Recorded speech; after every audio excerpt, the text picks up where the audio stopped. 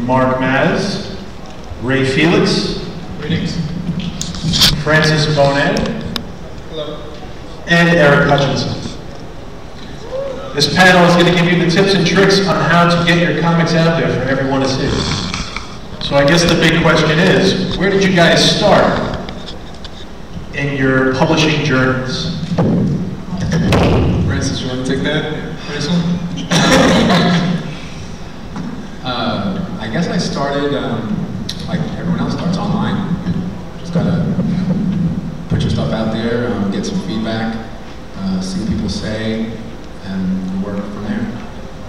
I started pre-internet. This is before there was an actual print-on-demand type Dinosaur is still rolling here. Dinosaur, yes.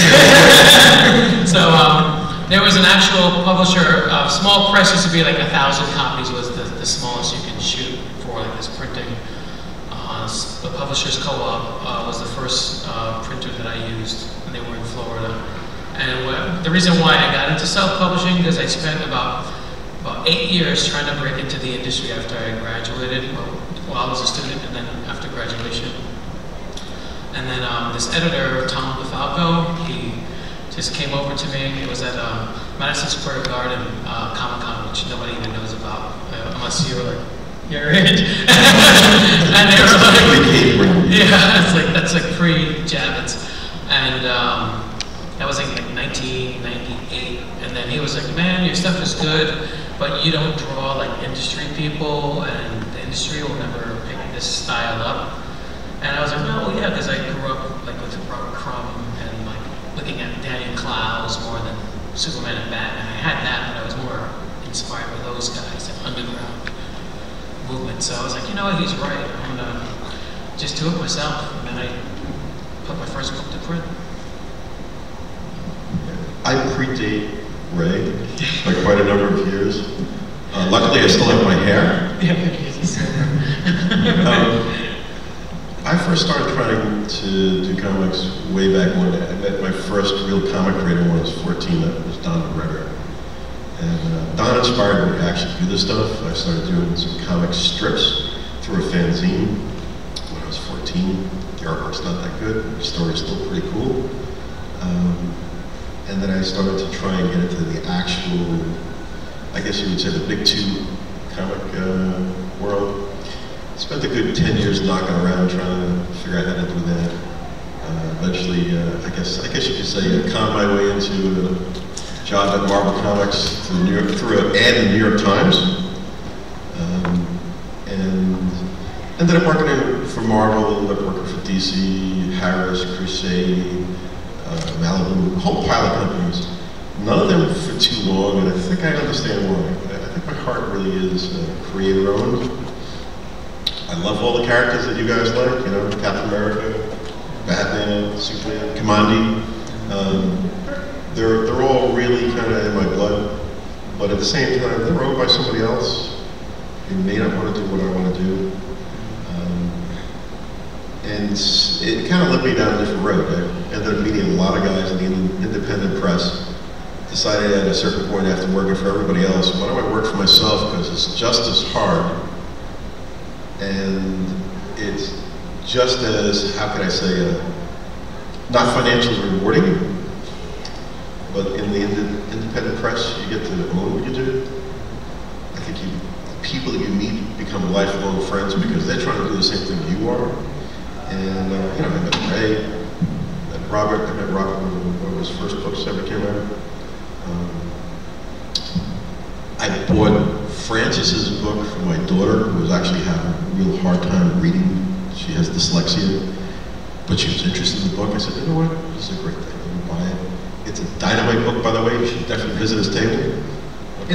And he did not pay me to say this, okay? But she read that book front to end. She read that book front to end, and I gotta tell you, the power of comics is amazing. And you know, I met Eric by happenstance because at New York Comic Con, my booth was next to his booth. And the best thing about that is Eric taught me a lesson about really big mega shows. You want to come with the mass media artwork. You want to show up at that show with The Walking Dead, or Star Wars or whatever it is, because the people at those shows are not necessarily comic fans, they're TV, movie, and sci-fi fans. So, yeah, I came about it kind of a weird way. I actually went into the mainstream comics and then found a better home, I think, in the independent comics. And here's Robert. Yeah, well, basically I started off like everybody else, loving comics and, you know, wanting to do it since I was like a teenager, just trying to build up, creating my universes. And I figured once I got older, I'd hit the comic shows and sign up with the big companies and everything. I became a convention stalker, basically, just harassing like Alex Simmons and all the other, read this, come on, you know you want to look at my book, but you get that point where it's like, they just look at you like, okay, mail it in, and we all know what that means, you know. Take care of it. Yeah, but, yeah, then you learn that you shouldn't mail in, and, you know, you need to make connections and get in there, so doing that didn't work. You just got more rejections and everything. So I started teaming up with different people and putting books together, and that's another trial and error basis because you never know who you're working with. And once you get to a certain point, everybody's not made out for that business, so it's like you gotta fight. And a lot of people don't do that. They give up to somebody says no, or they don't like your art style. And we all know everything doesn't work for the same people all the time. So it was pushing and getting things forward, and then working with the right individual for my first book, which was Calto, and seeing how that came about, and people started coming in and saying, hey, I think you can write. And I remember talking to Louise Simonson, and after everybody else rejected the work and said, oh, I want to look at your stuff, get away from me, Louise read a 10-page story and goes, wow, okay, you can write, so what? You know what you're going to do with it. You're going to just go back and run away, or you're going to push yourself forward. So that's why I created my own studio and started working on my own comics and my own properties. Let me just second something. The first story I ever read that Robert wrote wowed me to the point where I picked up the damn phone and called him and said, dude, you're awesome. Okay, so you got to really understand, wanting to do comics is not the same thing as spending the time to get the craft right. And when you get the craft right, people will notice. Yeah, thank you. Before I go into how I got into independent publishing, I just wanted to let everybody know why I put this panel together and why I chose these specific people. I've been doing independent publishing for 4 years now. And you know, I'm fairly new to the game, but I'm very observant, and I watch who shows up consistently. You know, consistency is a major factor behind doing anything, and these guys, all of them have, without any type of hindrance, just pushed with tenacity and consistency as far as getting their work out there and letting people know about it.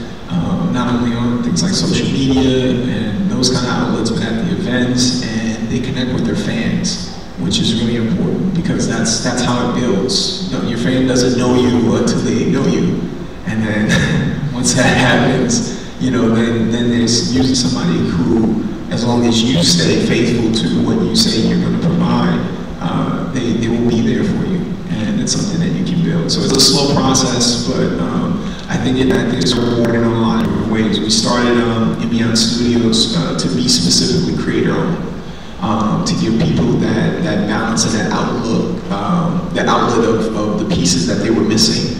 Not everybody is business-minded, you know, especially if they're creative and they're a great writer or a great artist. They may not really want to spend their time in the business sense. So being able to kind of help them, almost creating like models where they could go in and say, okay, here, we'll help you put the book together. You know what I mean? We have graphic designers, you know, InDesign that can, you know, you'll make it work. You know what I mean? What part do you know? What part do you have a team for? And what can we help you do to complete your piece? Because I think that's the catalyst to this whole industry. You know, so at the end of the day, what I've learned with independent publishing is the painstaking process of being patient. You have to be patient with yourself as far as you creating it. You have to be patient with others as far as recognizing your talent. On the previous panel we had, Stephen Harris was talking about, you know, entitlement. You know, a lot of people think that because they did something, everybody should jump on it, you know, and it doesn't really work like that, and not everything is for everybody. So to find a very clear voice and to find a very clear outlet for that voice is, you know, it's two things that I think are pretty important. We started out doing our independent book was pretty much what got the ground started with the studio, and it was very difficult. I mean, we didn't make our table back the first few years. It was I mean, this is pretty much a cliche story. I mean, at the end of the day, you getting out there is only the first step, you know, but you figuring out how to adapt and how to mold and how to, you know, take on those challenges is what takes you to the next level in this. So what I really wanted is for you guys to just kind of express what you feel has been, you know, if you could say the one most important lesson you learned in independent publishing, and we can just share that with everything. We'll just go down the line. So, France, and by the way, just mention, you know, what kind of outlets that you published on and that kind of thing as well. Be ready to be disappointed. You're going to be disappointed. Don't expect to, you know, I'm going to go to my first show and everybody's going to come, they're going to buy my stuff, and I'm going to become famous. It just doesn't work that way. It's painstaking and it's grueling, and you just, you know, I have these books that I put together. My comic strip is called Smoking Fairy Tales. It's about fairy tale characters that go to high school together. It takes me 2 years to put one of these books together. So when somebody, you know, goes through it, they flip it, and I'm like, oh, no, it's nice. It only took me 2 years, but it's okay, you know. Yeah, when it's a labor of love, you know. That's what I want to say, is that I don't do it for the money, I do it because I have to do it. There's been times when I'm like, you know what, I feel like giving up, but I just come back, I can't stop, I just have to do it. It's the drive inside me that just pushes me to do it. Every time about being tortured. That's not true, Francis. You know you do it because my daughter's like I'll pay you that. What was the question again? You said No, just so like one major thing that you really learned. Oh, well, like a paradigm shift. You know? there is okay. We're talking about shift. Yeah. So when I first started doing comic books, Carmen Infantino was one of my professors, and so was Dennis O'Neill. And one of the homework assignments was like, write a comic book script. So I wrote a script. I followed this format. And then I went through his script, and he was like, that I wrote, and he was like, this is not a comic script. And he stopped. He noted, I'm not reading beyond this point. And I was like, damn, that's bad. And then Carmen Infantino looked at it.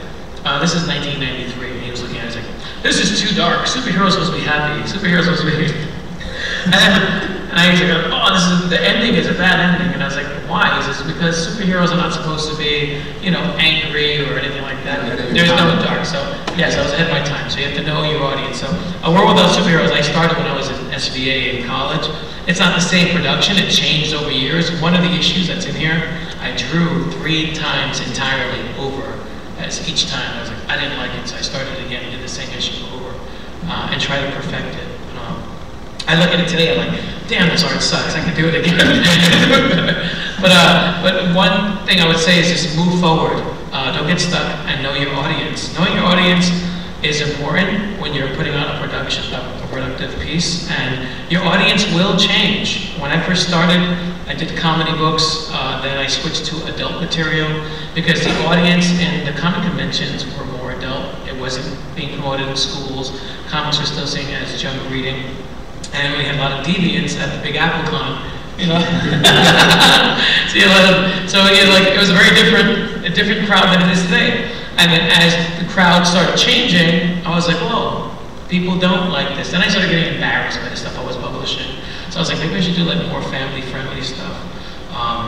And I started doing activity books, coloring books, and I came up with Bronx Heroes. So I started the Bronx Heroes line of books. And I said, okay, so this is like a 2.0. We started doing Bronx historical stuff. That was black and white, the crew that I was with. And then I was like, I could still do that, but I want to put superheroes in it and kind of mix it up.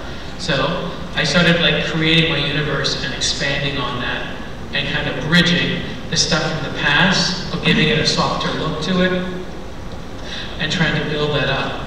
Now that I'm, found my audience, right? One of my art teachers told me, your audience isn't born yet.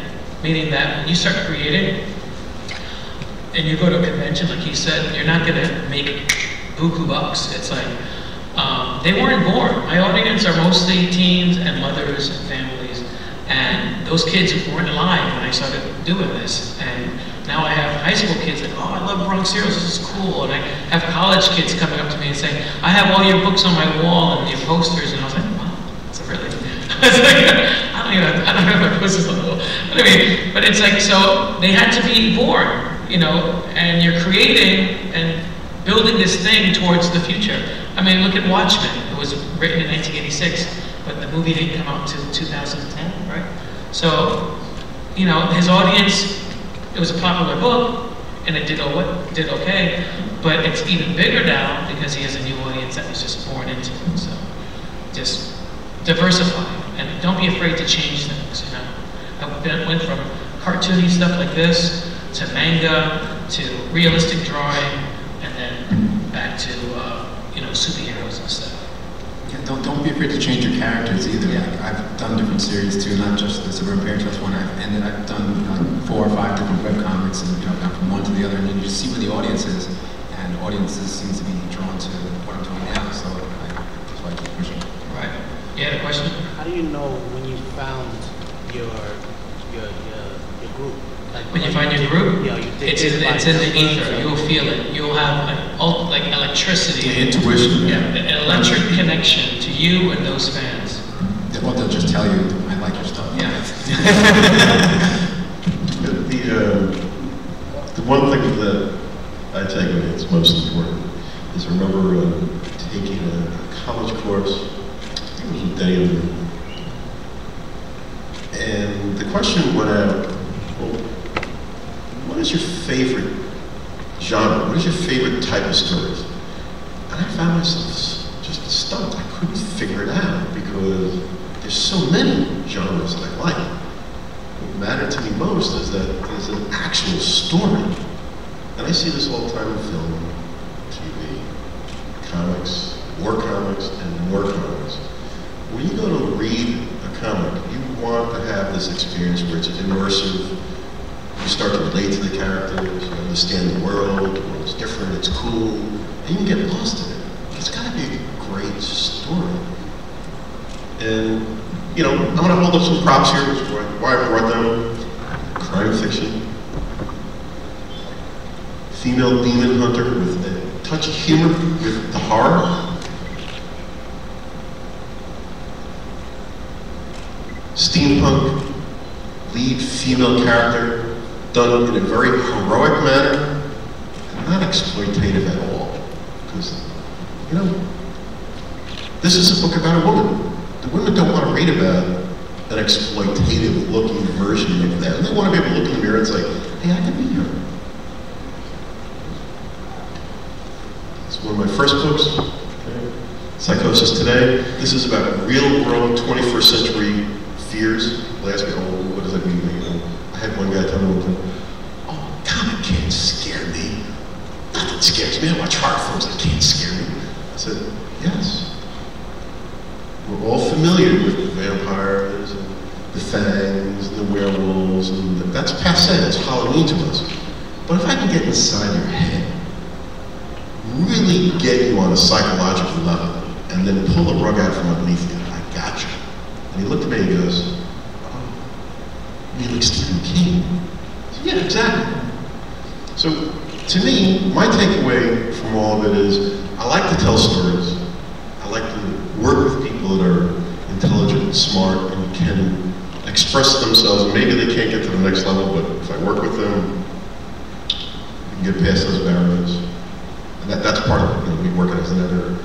But the most important thing is you've got to have a story. You've got to have something to say. It doesn't have to be political. It doesn't have to be humorous.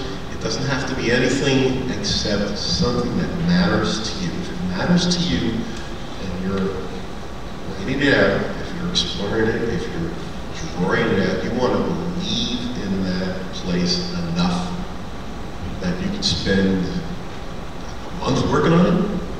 If you can't think of it for a month, you're dead in the water. You'll never get it done. And I see that with a lot of people. They say, well, you know, this isn't working, I'm trying to figure this out. I always say to them, did you make the outline? Right?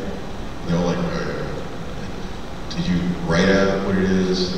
We're talking about independent characters. We're talking about things that didn't exist before we thought of it. And I always do this. When I write a script, and I'm just going to give a little secret away here, is I never give the character description in the script. I give it before the script. I got a page of each character. This character, African-American female character, she kicks ass. She's like, you know, Serena Williams. You know, she looks like that. She could probably take half the men in the entire room. Talk about what kind of, you know, clothes she's wearing. Is she wearing high heels? Is she wearing sneakers? How her hair is? Who her parents are? Give all that up front to your artist. The main characters, so they know who they are that they're dealing with, so they can start sketching it out and have some kind of vision in their head before they go and read a script. Because if you're reading it through the script, you end up with like a page worth of description for a brand new character. And it stops the flow when you're reading, so people get lost. So when we're creating brand new things, you want to know what your story is, who your characters are. You get all that up front. If you've got a cool story, if you've got something that really matters to you, it's going to come across. I mean, people, when they read your book, when they read your story, they'll know if it matters to you. I remember the lead story here is about an Iraqi family and what they lived through before the invasion, before we go in, when we go in, and after we go in. And I actually showed this to some guy who's in a wheelchair, and he had a black turban. I started talking to him about it. The more I talked about it, the more questions he had about it. I said, look, you know, there's a little text piece that I wrote. What are you reading? He read it. He looked at me, almost tearing up in his eyes, and he said to me, you know, I'm an American. I was born in Afghanistan. I grew up here. After 9/11, I joined the Special Forces. I'm an interpreter for American troops in Afghanistan. Nobody understands what we're doing there. This is the first time I read it anywhere that somebody understood what we were doing there, what happened, what everyone went through. And I'm looking at this guy, because I spent an extensive amount of time researching this, because it mattered to me. If I'm going to write about it, it's got to make sense. I can't write something that a GI coming home is going to read and say, oh, what the hell is it talking about? This guy told me that his own fellow officers in the Army looked at him like he was a traitor, that he didn't belong, because he was born in Afghanistan. They were worried whether or not he was going to actually like turn on them. And he looked at me, he thanked me, shook my hand, there was tears in his eyes. I said, look, you word this. I'm going to give this to you. Just read it, and you get a chance, write back to me. That's worth more than what I'm getting for the cost of this book. Nobody can pay me that. That's worth doing. And that's a cool thing. That's what I mean when I say you know what your story is, spend the time to figure it out. Whatever you're trying to say. Definitely. Well, for me, it was all about an old school, going with the creation and ideology and what you want to put across. So when I first started, it was all about creating the worlds, creating the characters, everything. I always sat down with my friends and we just sit in the basement and write and do artwork for hours. And then, you know, so once you get the attitude of it and you can put that across, it's much better. Like I'm saying, know your characters, know what you're putting out there. A lot of people just do pretty pictures and they go, okay, well, what's it about? You can't even describe your concept. You know, so that's one of the biggest sticklers for me of putting your book out there, knowing your characters. When your characters speak to you, before you put them on the page, that's knowing what's going on, and you put your world around it. That's my idea of what a good concept is supposed to be. Yeah, Robert, you mean they're genuine. Yeah, well, that's what you would think.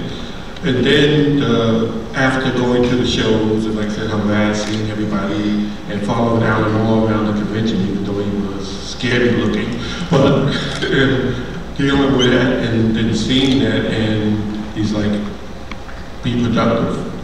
That's the biggest thing. If you're going to go out there and you don't have any work, you have just a picture or a couple of images, and you really don't have anything to show, you know, they're just going to blow you off anyway. So I make sure I'm always creating, no matter what.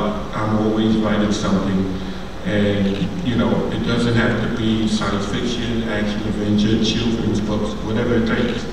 And the biggest point of that was it led to I want to do my own, so know the business.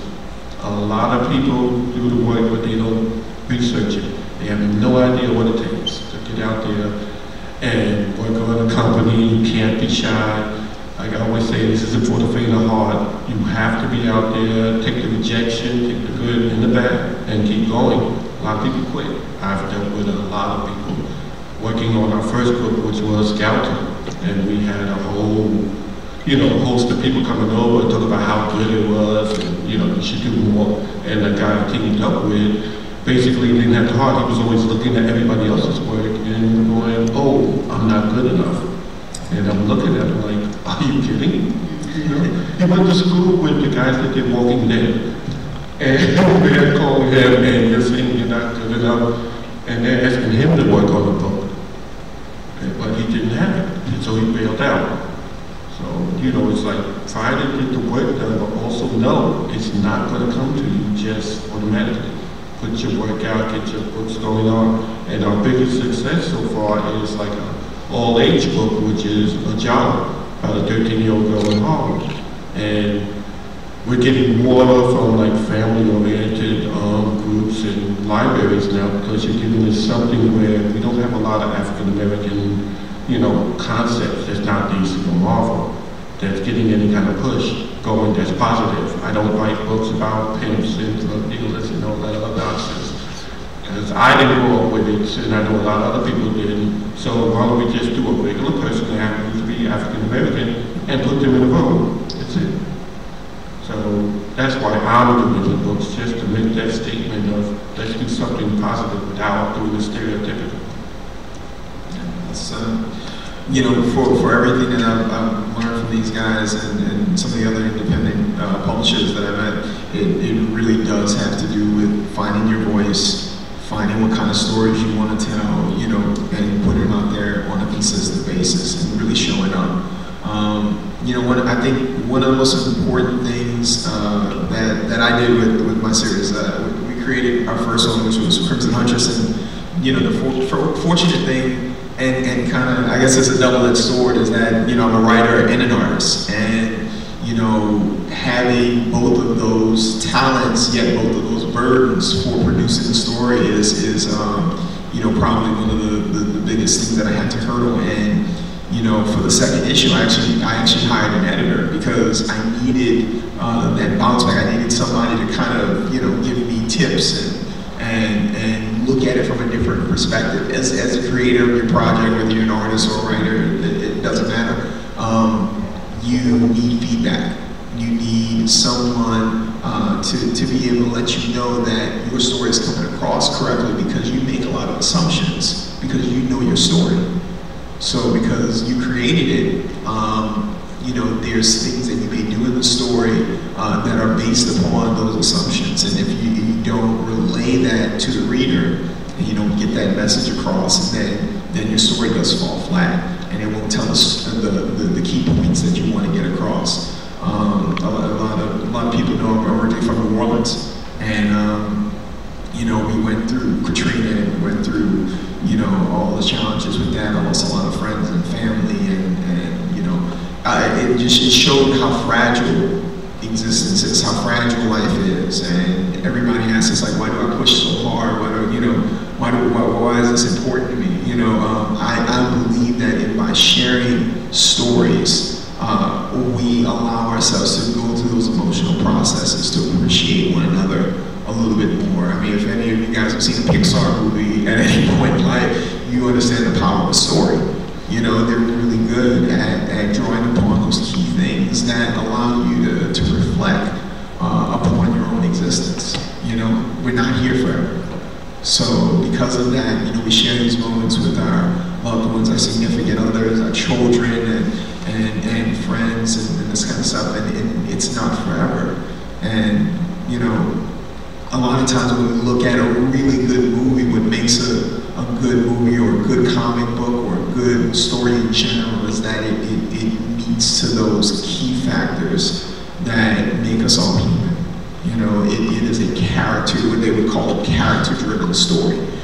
When a character is relatable and we can get those points across and connect with them on that deeper level, to say, I know what that feels like. I know what that character is going through. I can identify with it. I can respond to it. It changes the game. And it actually causes people to go through emotions outside of their control. If you ever cried at a movie, you know what that feels like. You know, just like you were saying with, you know, the veteran, it's you know, it's a matter of, it tugs on a string of truth. So this is, you know, we always look at things as fantasy as if they're you know, imaginary in their lives. But, you know, it's a fun line, we enjoy it for the time and that kind of stuff. But it's really because of the truth in it. That's what is the basis for the story. You know, so, you know, what I went through and the emotional challenges, I'm representing that with monsters and you know, swords and all that kind of thing, but it's about the character. So, you know, when I wound up doing my stories, I started off, you know, I had her kicking ass and taking names, and then it goes back into her childhood, and it shows the majority of stories how she got there, the choices she made, the situations and things that happened to her. And when you're put in those places where there is no easy choice, you know, that usually drives you know, a deeper level of us you know, kind of our growth as people. So, you know, at the end of the day, all of these things are key points when you're thinking about struggling and being tortured with a story that you just have to get out. You know, everybody has, I think, some kind of something in them that just bothers them when they're not doing it. You know, I mean, if you go to work every day and you just, it's like, I just wish I was doing this other thing. You know what I mean? That's probably the thing you should be doing, but knowing exactly what you have to do to segue into it is really difficult. So, Gary, how are we doing on time? You get close. You get close? All right, what, just real quick, I wanted to just say, like, what's been the biggest challenge that you're kind of proud of yourself for getting through with independent publishing? For instance, you want to? There have been a couple of times. The challenge is really, I'm trying to push for mainstream. That's the challenge of pushing. I enjoy doing independent publishing, but you know, maybe I want to reach a wider audience. So you can let them know who you're working for now. Well, I'm still working for myself. Oh yeah, well, yeah. I mean, I still do my own stuff, but I've been doing freelance work for Archie Comics now. So that's like the push is like to get the name out there, because I'm thinking like with name recognition. You know, Archie Comics, for instance, when he does Archie Comics, oh, he also does this. Maybe that, you know, will help bring more people to my independent stuff. And it's hard because, you know, the industry is really difficult in not taking in new artists and writers. A lot of editors will not answer you. You know, I know a lot of you probably send your stuff out, and editors they just ignore us. So just about 10 years worth. Yeah. So that's really the biggest challenge. And there's been times where, for my own comic strip, I always wanted to be in like newspapers. That was always my dream. You know, I want to share the page with Peanuts and Calvin Hobbes and all that. Our editors who have gotten so close yet so far. So, great. A long time ago, there was a book called How to Publish Your Own Comic Books. It was a graphic novel that was written by the guy who did Married with Children comics and Ghostbuster comics. I think it was called Now, right? Was it Now? Yeah, so I read that book, and that book was A to Z on like how to start publishing your own book. And I read that, outlined it with you know, highlighter marker, and the challenge was finding the audience, but also doing the conventions, investing, you know. I did my taxes 2 years ago, and I was like, oh, my tax attorney was like, oh, how much have you invested in your business in the last decade? I was like, between 10 and 15,000 a year. And he was like, you know, you could have bought a house. And I'm like, shit, I was like over $150,000 I invested in my business. But then again, I did 8 years at New York Comic Con, and I was like, oh, I think I'm gonna quit. I don't wanna be 50 and doing this. I'm 41. I started when I was 28. 9 years later. Yeah. So, but the fun thing about doing cons is that you never know who's buying your book. So don't be an asshole to anybody. The challenge is to always put on your best face, be sincere, be kind, don't have an ego, you know, just keep writing those stories. And don't get too discarded from, if you have an idea, finish it, you know. I have a vivid dreams. I'm like, all my stories I write from when I'm dreaming, like literally, and I wake up and I'm like, oh, that was a great dream, I'm gonna write that down. Sometimes if it's too good, I won't write it down because I'm just like, I gotta finish this first. Sometimes I'll take notes in a book, and I'll put it on a shelf. So I literally have a bookshelf full of ideas, and I'll go back to it years later and look at the stuff. This is pretty good. Let me go back to it. Like that's if I have a dry spell and I have no ideas. I look at a lot of stuff from junior high school that I did as a kid when I had really crappy art, and I look at this one pinup of all the superheroes that I created when I was 12 years old, and I look at them and I was like, oh, maybe I'll use that design. You know, you'll obviously tweak it and like merge it. And then that's where I get a lot of my ideas too. So never throw anything out. You know, you gotta be a little bit of a hoarder, and but be a neat hoarder, an organized hoarder. And a lot of things happened. In the last few years, my book that was a dog, and the dog is called, according to Tony, is a book that Tony can put it on for you now. I learned a lot. Trademark your stuff, copyright all your ideas, whether you use them or not. This book was a dog, like it didn't sell well. And then I got sued by Marvel and DC because I trademarked the word "A World Without Superheroes," and we went to battle for 4 years because they were like, "Oh, well, we want you to drop the name, and we'll leave you alone." I was like, "Well, it's my trademark, so no, I'm going to fight you."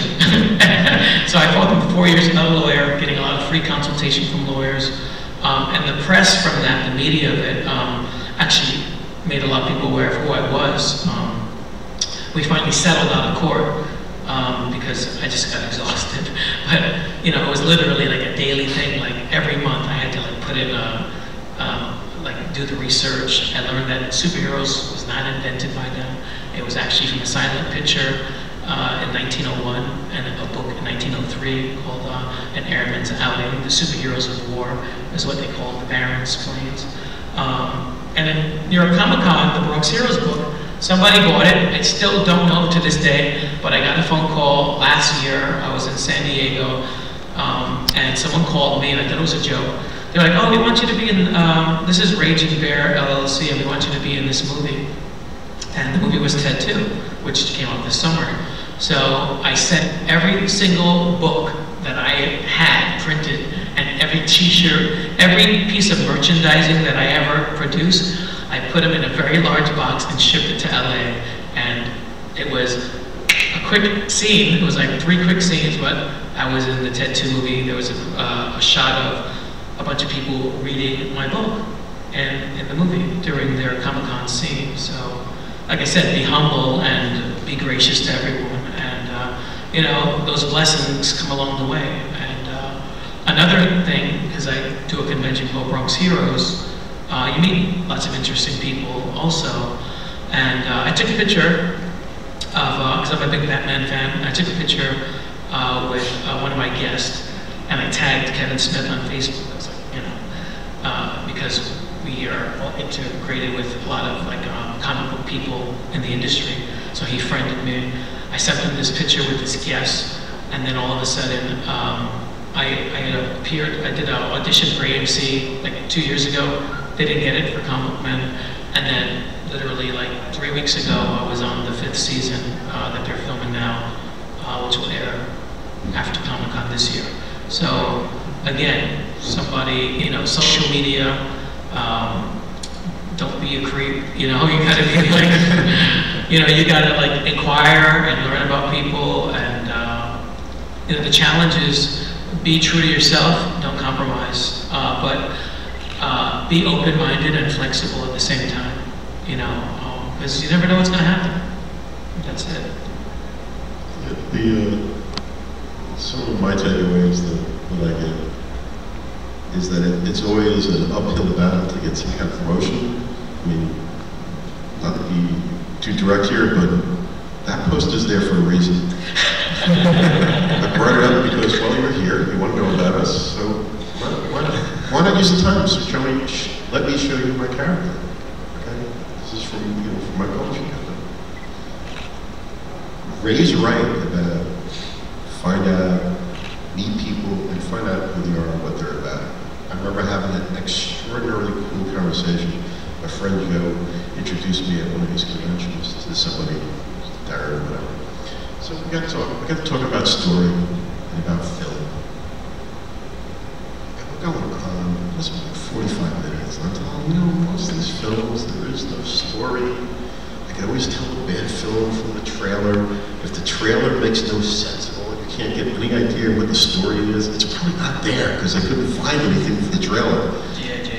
We went at it for a good 45 minutes. I had a great conversation with this guy.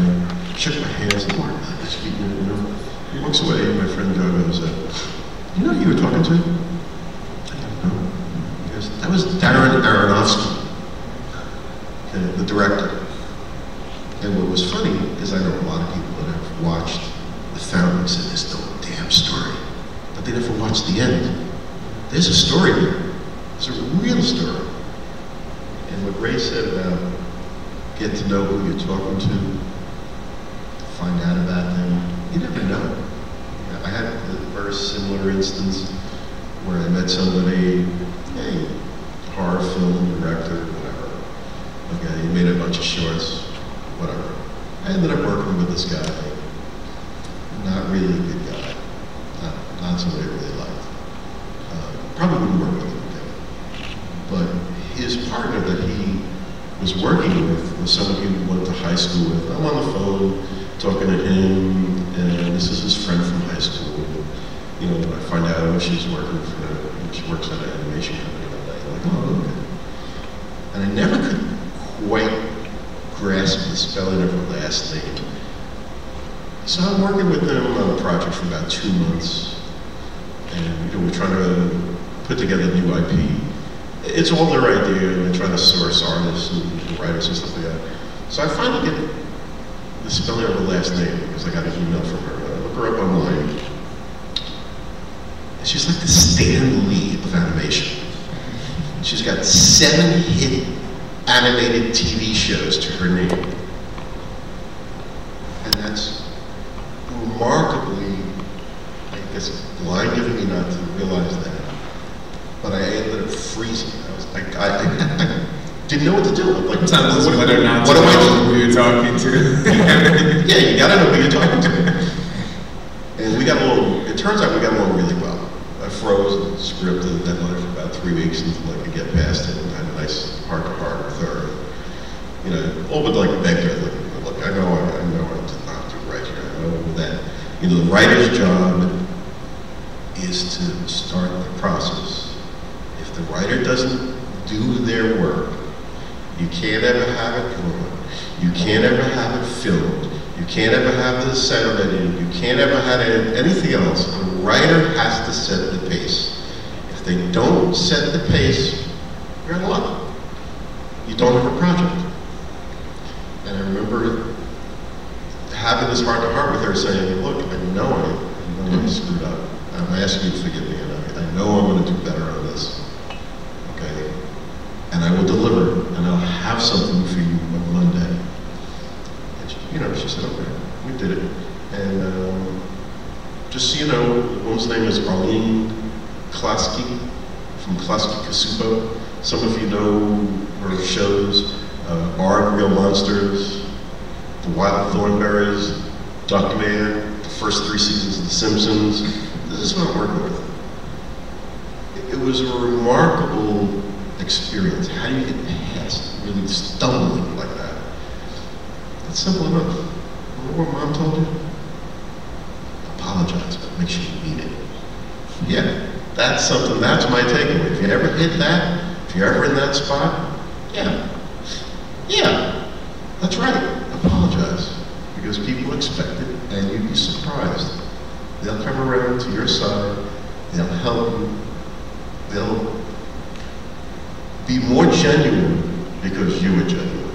So just, that's after success. You have to fail in order to succeed. Yeah, if you think success is easy, it's not. You gotta fail multiple times, but the most important thing is you get back up.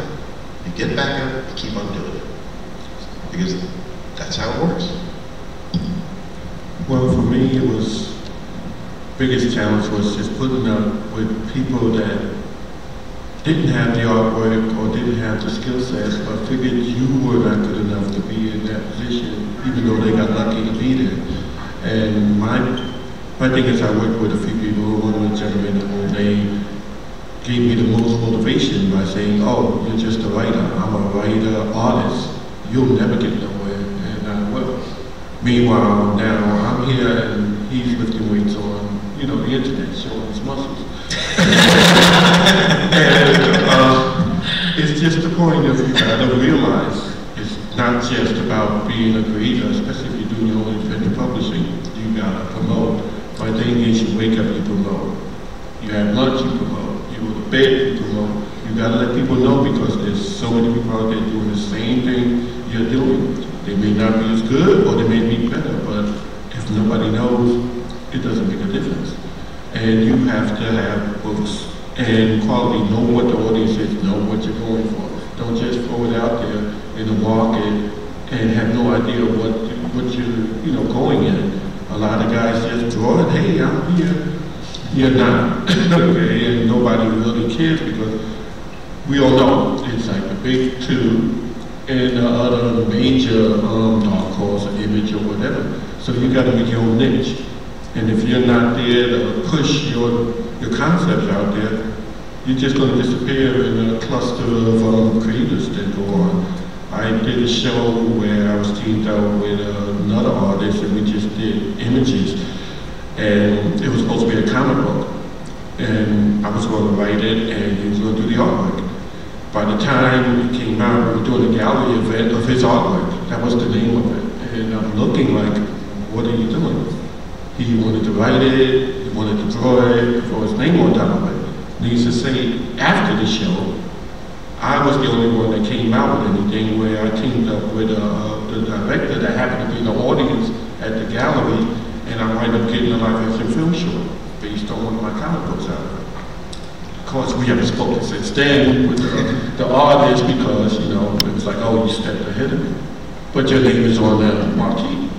Okay, so you gotta know that, and like I said, keep in mind that if you're not out there pushing it, nobody's going to see your work, and they're just going to walk past you, especially if you're sitting at a convention, not making eye contact, you're not talking to people. You're there, you're successful. No, you're not. You should invest in yourself. And no one's going to invest in you if you don't invest in yourself. That includes time, money, and, like Mark said, learning your craft. Well, what Robert just said here is, when people walk around the convention, I love my readers. I love the people that come to the shows, because it's my responsibility to engage you. If you're not interested in what I'm doing, that's okay, because not everyone's going to like everything. Not everybody likes Western. Not everybody likes a crime drama.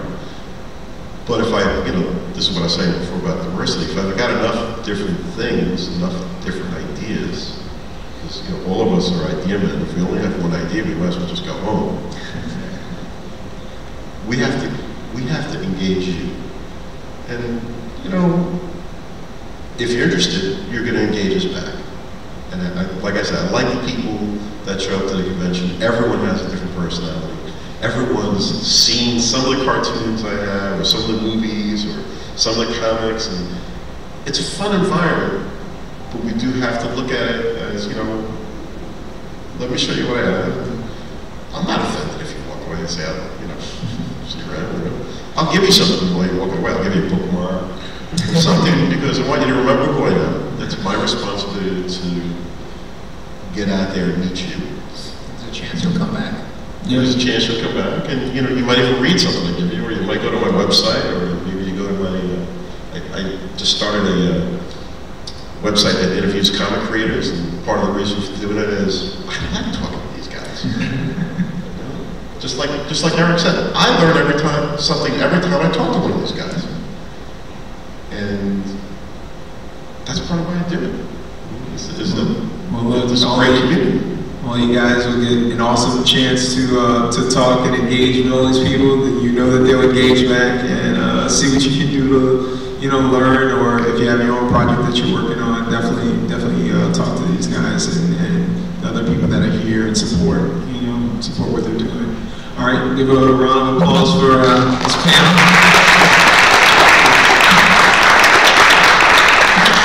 And I think we have a puppet show coming up at the next hour or so. So enjoy, guys. Enjoy the show and head back. Cool. And I'd like to thank Eric for having us. Thank you, Eric. Thank you very much. Thank you so much.